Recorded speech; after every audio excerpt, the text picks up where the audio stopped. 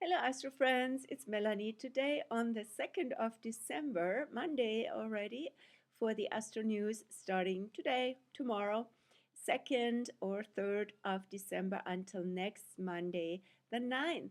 So happy SAG New Moon. How has the SAG New Moon been for you and the entry into December? Hopefully, an uplifting and more heart connecting energy, getting us on the journey towards the light and with the inner heart light. So that's what SAG is all about, trust and connection with the heart and inspiration that then inspires others as well. So that has to do, of course, also with beliefs and with stories, with inspiring stories. SAG is the storyteller. It's like the energy around the campfire and around the candlelights. So, yeah, SAG is happening while there's also a T-square happening that plays out this week. What do I mean by that? The SAG energy from the sun and already from the moon, which moves into Capricorn here today, but also from Mercury retrograde in SAG, is in square with Saturn in Pisces and is in opposition with Mercury with with Jupiter in Gemini. Jupiter is currently retrograde, as is Mercury retrograde. So they play out their themes on each other, and let's go into that a bit because that's a big theme for the week. Was already an imprint with the new moon, and now it sort of rolls out with different variations. Then the other big theme will be Friday, Saturday, 6th and 7th of December. Three major shifts. Mars in early Leo will go retrograde for quite a while. Venus will enter Aquarius, and Neptune on the 7th will go from retrograde to direct. So that's quite a bit going on this week. Let's start with that T-square situation and what that means in real life, right? So in on paper, basically here on the map, it looks like this. So here is the new moon in Sag, and Mercury is approaching the sun. Actually, Mercury and the sun are approaching each other. We'll have also this week on the 5th, the alignment of Mercury retro and the sun. So I go into that in a second. So there's the Sagittarius theme, and then there's Saturn in square with it, or Sag in square with Saturn in Pisces.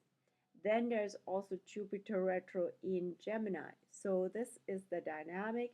This is this mutable T-square, which is actually a precursor of that square between Jupiter and Saturn, which is coming back on December 24th, yes, Christmas Eve. And that alignment has already been on August 19th, at that time reinforced by Mars in Gemini. So let's just break this down a little bit. Again, what are we looking into? We are having the bigger, deeper backdrop. It's here the Jupiter-Saturn square. And Jupiter in Gemini is more about lots of information, lots of talks, lots of debates. So much is out there now. We could branch out into all these directions, and there's yet more.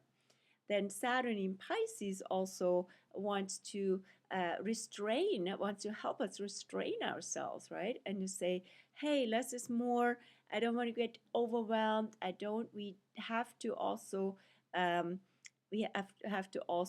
limit the impact of addictions and actually protect ourselves from our own addictions, and that can totally be associated with media in Pisces. And in general, Pisces can be associated with addictions. That's one expression of Pisces, but of course a low vibration.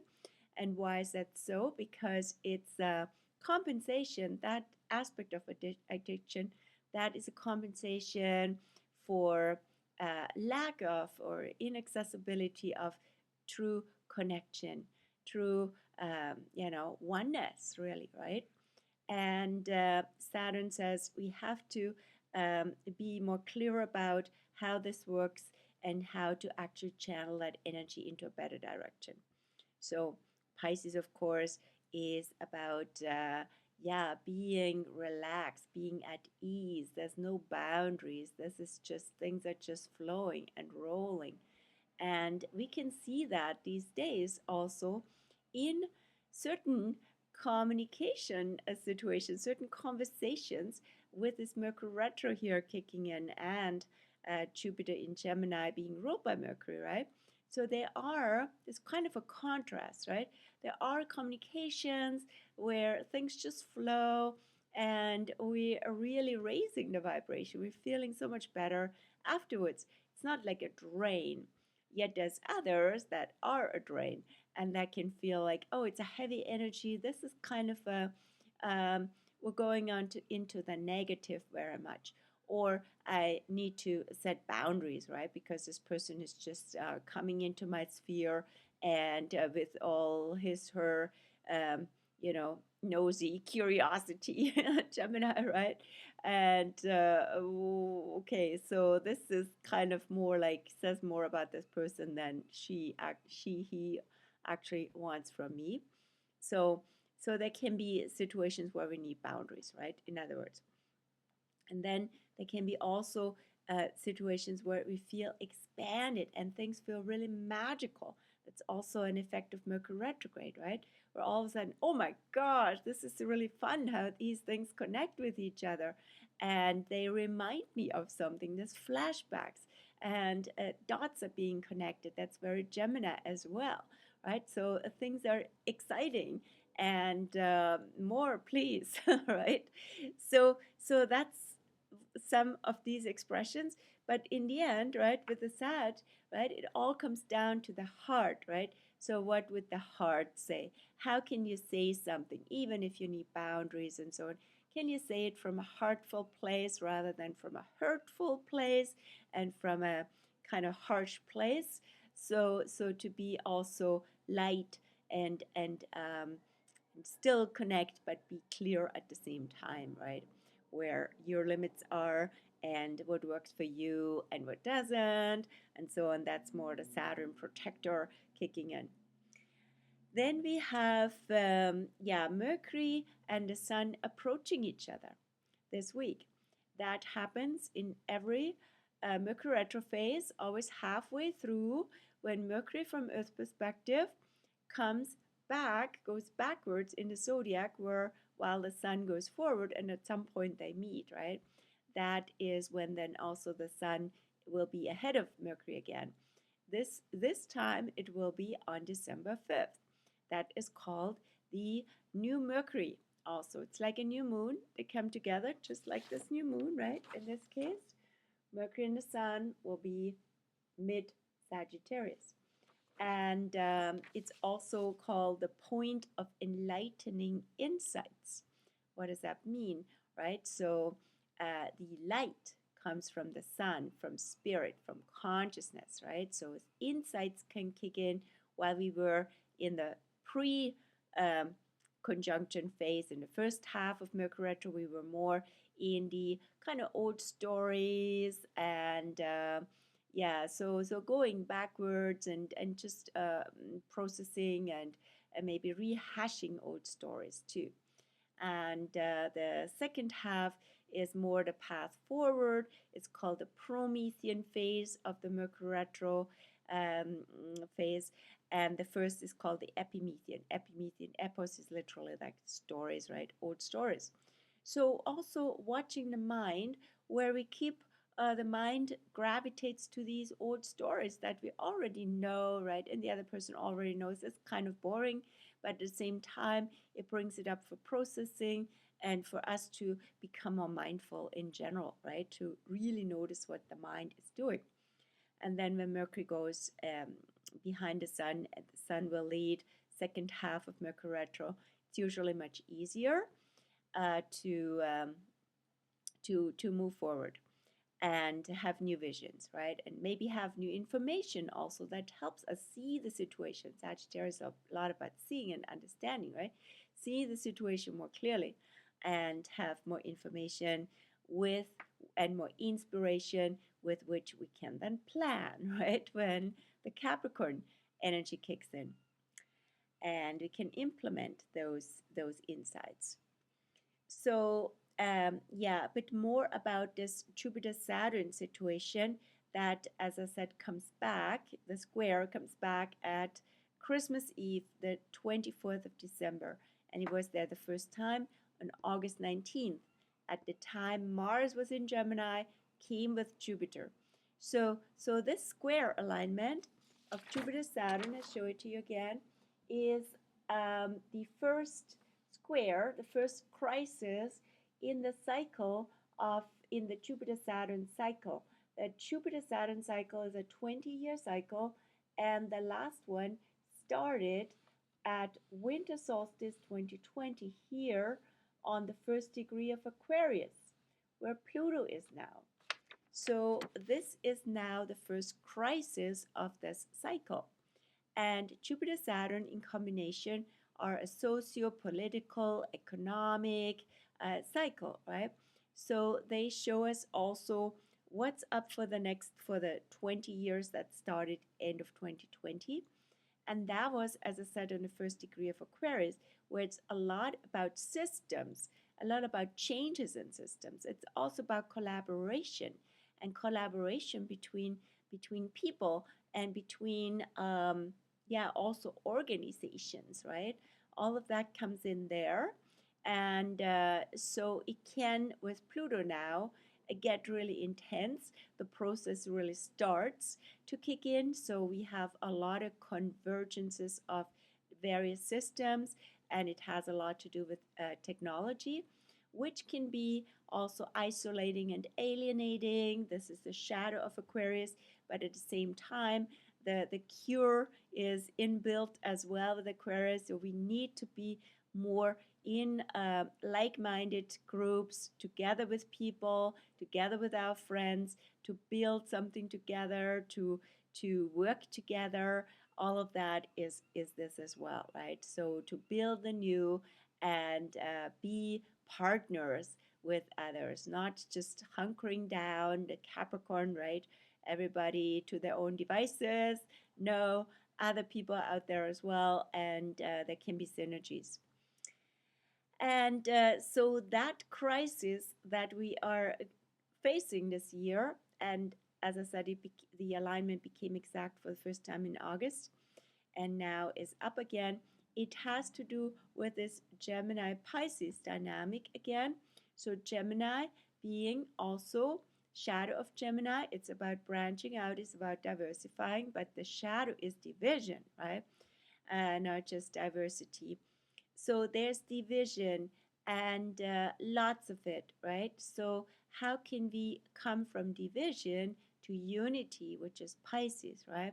What unifies these divisive, you know, where especially so politically, where there's been so much division, and it has a lot to do with the mind again, right? Gemini, and with where there can be actually a similarity, where there can be brotherhood, sisterhood again, right? Gemini. So I see that also with all the tariffs discussion at this point regarding United States, Canada, and Mexico, right? So why do we need to divide again, right? And what we are actually much stronger together, right? So that could be one argument here.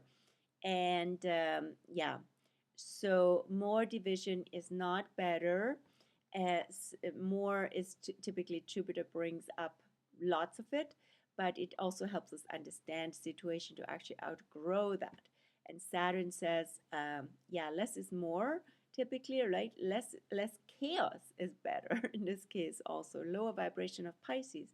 But we also need to, it's a challenge to unify, right? So Saturn brings up challenges that are very rewarding, not easy, but important.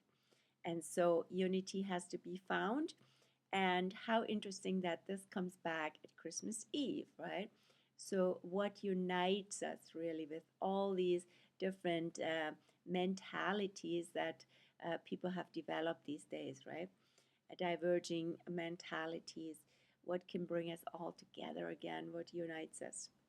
And as I said, the Sun and Moon and Mercury this week are giving us sort of a precursor for that, right? So it's uh, in the mind. We can feel, we can experience discussions that don't go well because actually we're on different tracks, or things get also sort of muddled, right, and confusing, and we go out kind of drained, right? So we don't want a drain situation. But when there are draining situations, it's also a marker to tell us what is a low vibration, what doesn't work for us. And Saturn says, okay, something needs to improve here. Maybe a bit more positivity, maybe literally with Sag, more movement, maybe being out in nature, walking, hiking, and that one can lift the spirits. So, what else is going on this week? There is, I just mentioned a Pluto freshly in Aquarius since November 19th, yes, and Venus now approaching Pluto. Venus will be actually the first planet passing Pluto since Pluto is fully in Aquarius. So that will happen on the 7th, but before that, on the 6th, Venus goes into Aquarius. Venus is now in Lake Capricorn. So the Capricorn energy can feel kind of heavy, and we might be drawn to it. We might have, work to do. And yes, at the same time, it can feel like kind of weighty, right?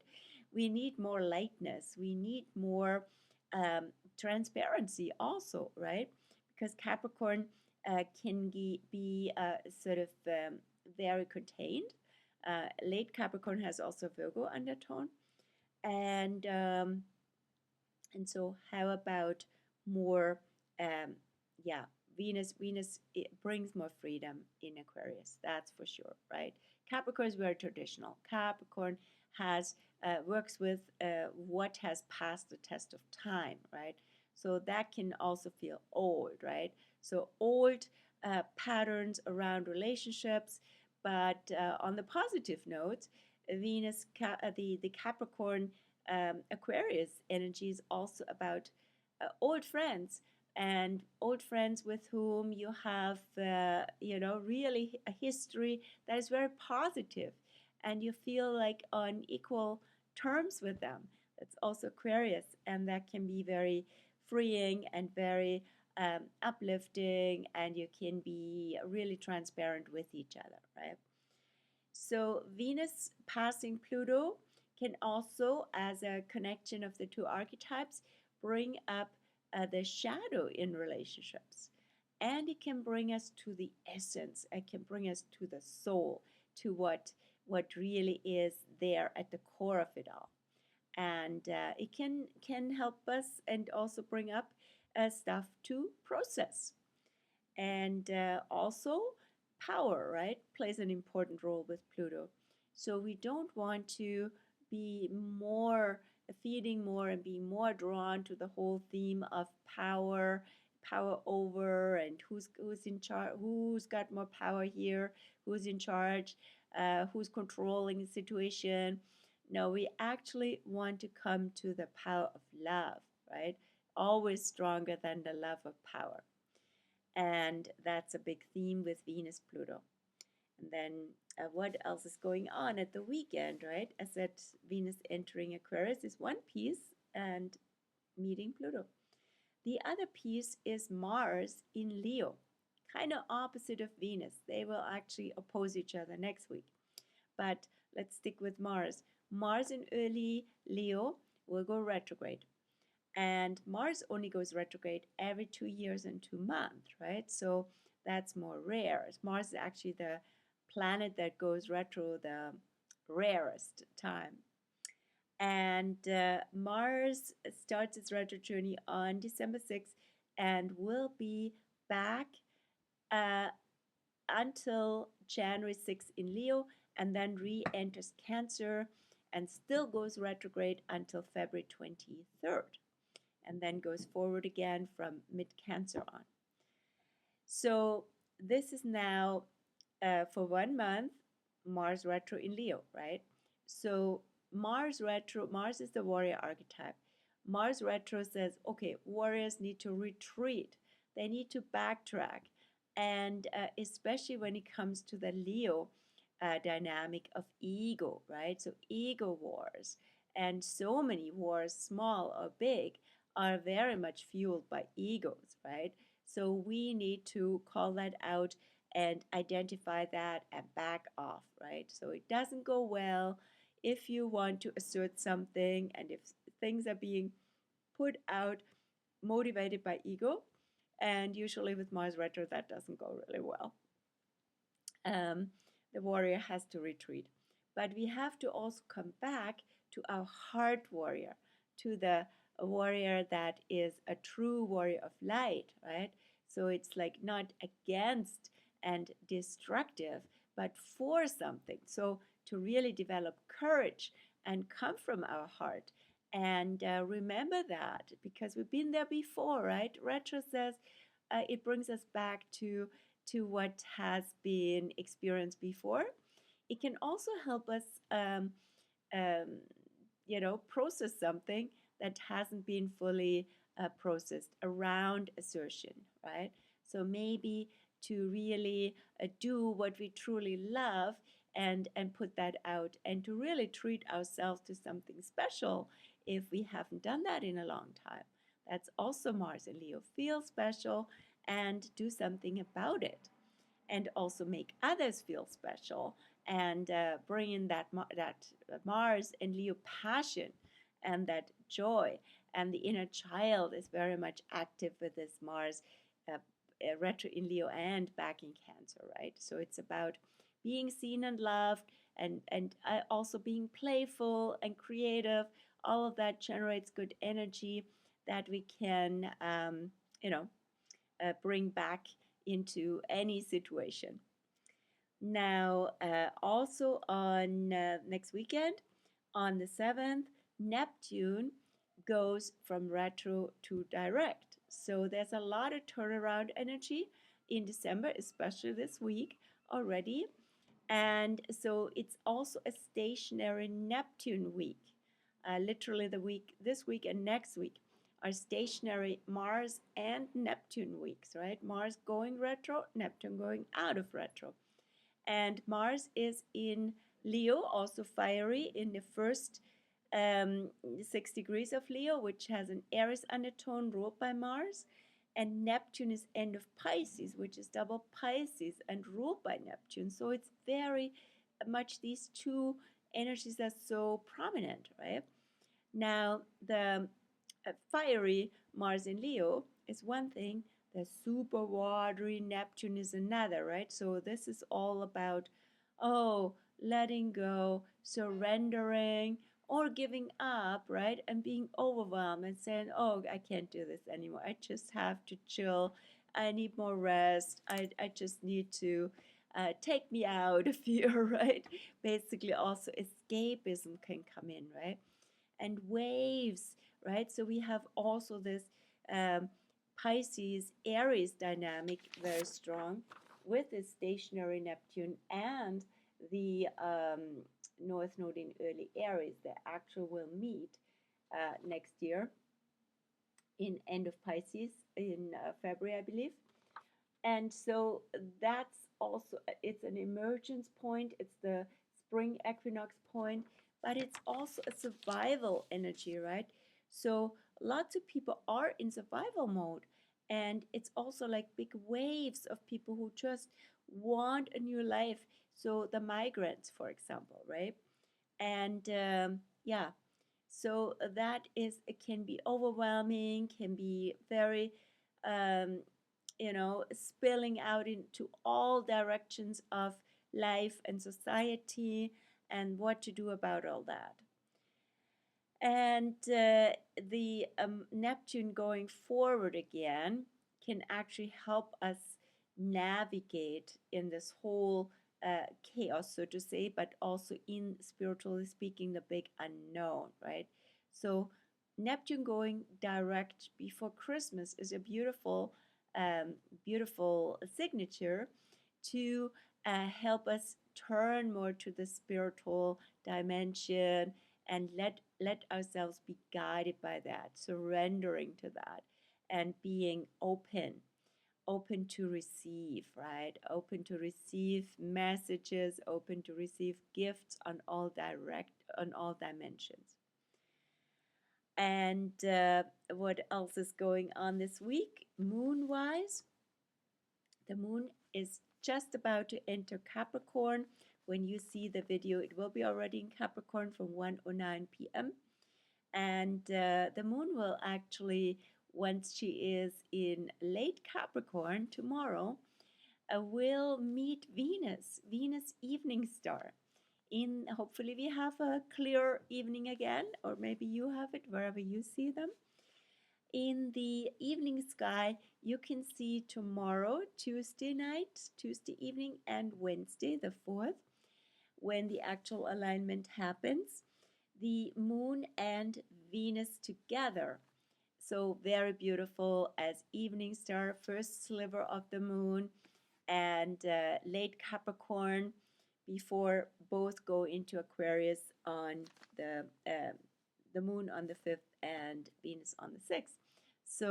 So that moon in Capricorn now approaching Venus is actually a beautiful signature to say, hey, let's really appreciate what has been tested by time, traditions. Capricorn is so about traditions and history, and go maybe also be inspired by elders, ancestors, uh, also ancient cultures. All of that is Capricorn, and come together in community with that, and share about it with friends is then the next level with Aquarius.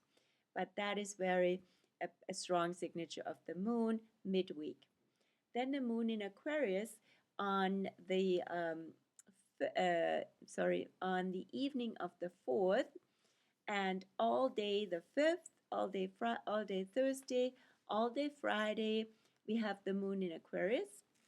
And moon Aquarius is more detached, it's freer in a way, and open, and also looks at systems. And it's a great energy to, again, be social.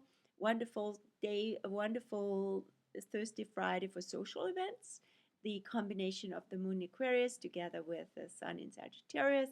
I'll be actually at an office party where I'll do astrology readings on the 5th. So that's nice alignment when things are aligned, right? Usually this is good. They offered this date, and I said that's wonderful. It's a great alignment already. That works, and things work smoother despite Mercury retro.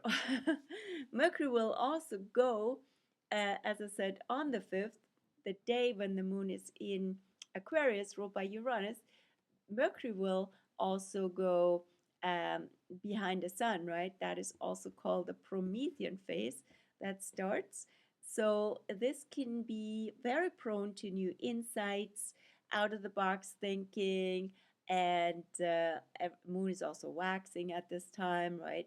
Maybe meeting new friends and sharing something, planning some group activities. All of that is perfect for that. Teamwork, all of that. Then the moon also as a lunar backdrop on the 6th, when a lot is happening. As I said, Venus enters Aquarius, welcomed by the moon, and Mars goes retro. So this is very much about humanity as well with Aquarius, right? So what does humanity need at this point, and what do even humans in a specific group or in society need, right? And being also with like-minded people, same wavelength, that's wonderful. and doing group group activities, and maybe also being interested in social issues. I have I have a what's called like a wait list thing to go to a theater about Animal Farm, and that is presented by lawyers on stage. So I'm really interested in that. But when I first found out about it, it was already booked. I was already booked up and sold out, but now I'm on the wait list. So that will be on Saturday with the Moon Aquarius. Very good. And what's going on with the Moon in Pisces on the weekend? Saturday and Sunday. That is a wonderful time to actually chill out, relax, and integrate all that's been happening this week with all the dynamics, with all the comings and goings of the mutable T squares and so on, and to literally be by the water, be in the water, maybe go swimming in the pool or in the open if you're there, and also music, of course, right? Pisces rules music, so being immersed in the holiday music gifts that are all over now. And yeah, the lights, maybe also a movie, a beautiful Christmas movie would be wonderful with the moon in Pisces.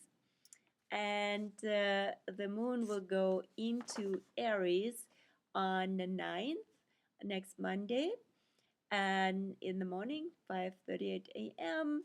And that is always a renewal energy. So more fire coming into the astrosphere and atmosphere again, with the Aries moon together with the SAG sun, and the moon will then also connect with the north node, so and in trine with Mars retro and so on. So it's a very renewing, a very energizing, also waxing moon energy from next Monday on, and we probably need a lot of energy also for all the stuff that's going on. And it is a busy season. It's also a super busy season in my world with astrology, because I have this offer on at this point every year traditionally, and that's the treat time special when you can get a session for yourself and can treat somebody else, and both sessions at the price of one, right? So that's the best deal of the year. And if you just want to treat yourself, you get 22% off my session fees, and if you want to treat somebody else, you get 33% off. So that's very popular, and I expect more clients even picking it up in the next while. And you're most welcome to contact me if you want to be on board. It's still on until the 24th of December. And the sessions can be held, and the gift certificates are valid until end of January. So yeah, and also the SAG Decanate that we're in right now is, since yesterday, the first, already the second decanate, the central SAG. This year earlier because of the leap year. So we're now in the mid SAG from the 1st until the 11th of December, and that has a Leo undertone. So SAG Leo in combination, of course, is all about decorations and parades and all the beautiful glittering and sparkling things that you can see out there, and also to share is both heart focused, right, and comes from the heart, to really share from our heart, to put out the spirit of generosity and love, and yeah, and at the same time Mars goes retro in early Leo, right, in this Leo undertone phase. And that also, again, yeah, so ego not so great, heart always better, and it's a practice, right? So that's it for this week. I think I talked for a long time here, and if you'd like to get in touch and want to find out how all this affects you and how I can navigate with these energies in a way that's best aligned, sorry, best aligned and things typically work more smoothly, get in touch. We can set up a session and would love to have you as a new client or returning one.